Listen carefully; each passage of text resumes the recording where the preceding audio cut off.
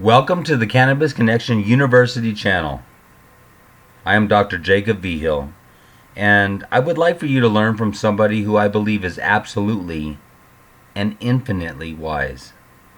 Please enjoy. What is Kiva? I can describe Kiva in 5 minutes, but I'm going to talk to you for about an hour.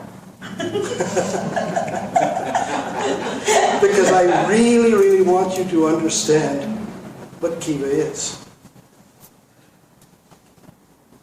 So I'm going to backtrack quite a lot.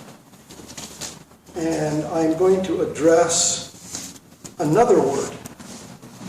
And that is the word human. It is a word that describes a very special creature. A creature that is a combination of spirit and flesh. The word human says it all. Hu, man. Hu is derived from the scientific world called light. A hue is an element of light, like the hue that is sort of greenish, yellowish, whitish. Well, white isn't really a hue, it's all the hues combined, but the hue is an element of light. So when you talk about a human, you're talking about something that has an aspect of light to it. That aspect was derived from the fact that at one time or other, somebody noticed that out of this creature, there was an emittance of something they could only perceive as light. And so they gave it that aspect. They called it the hue, the person's hue. And so every human has a hue.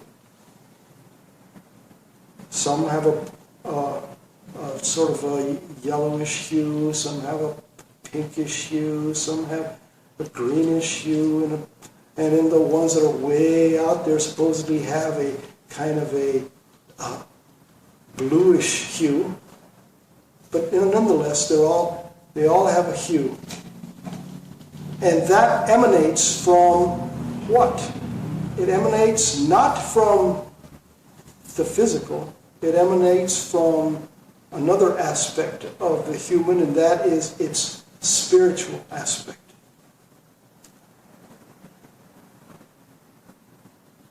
So every human has a spiritual component.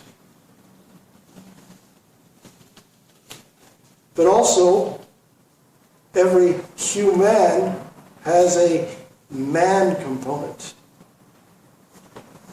Now, man is a root word that is used for manual, meaning mechanical or done by a person. It also is a root in the word material, so it is the physical aspect of things. So that word human very clearly indicates that everyone who is a human has both aspects in them. They have a spiritual aspect, which can be seen as their light, and it also has their material aspect, which can be seen as their physical selves, or maybe I can even say their shadow, because only the material casts a shadow. The spirit casts no shadow. Light casts no shadows. Because a human is composed of both of these elements, it is a unique creature.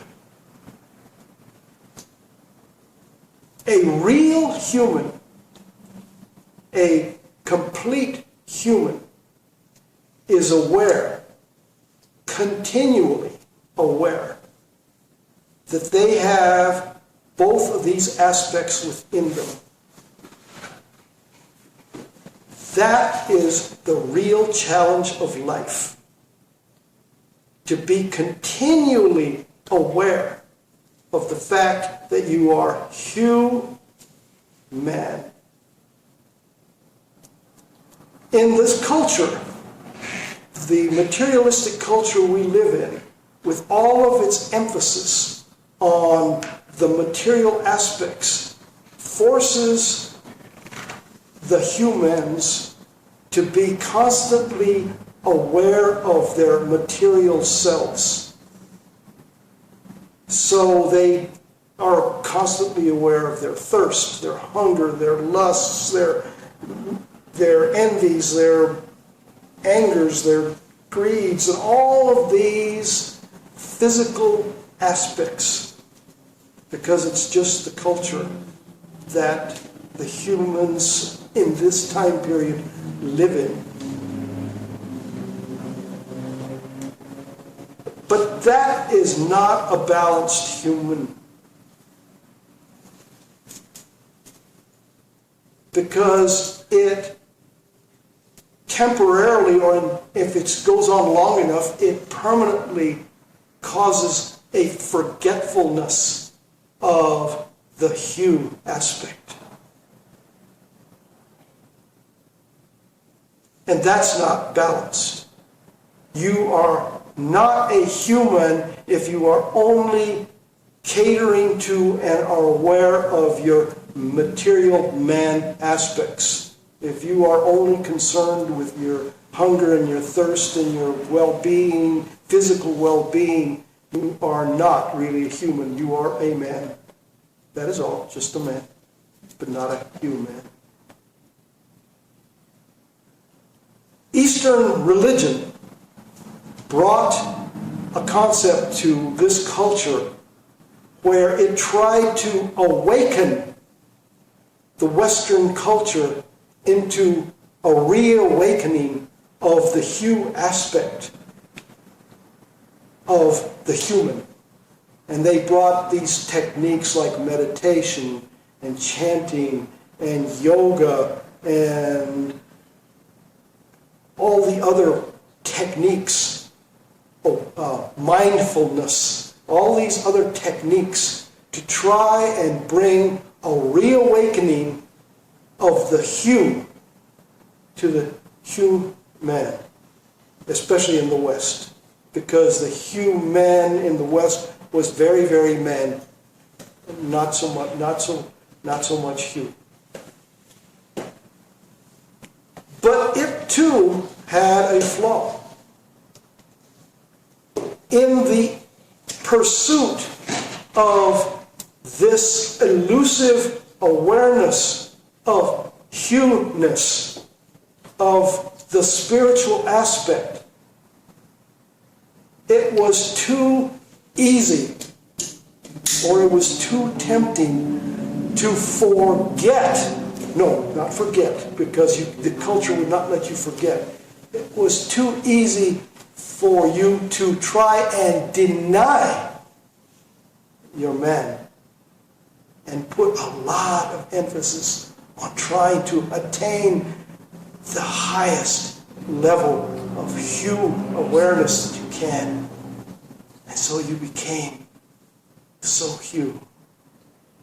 so hue that you stopped living in the material world. And you sat in a cave and you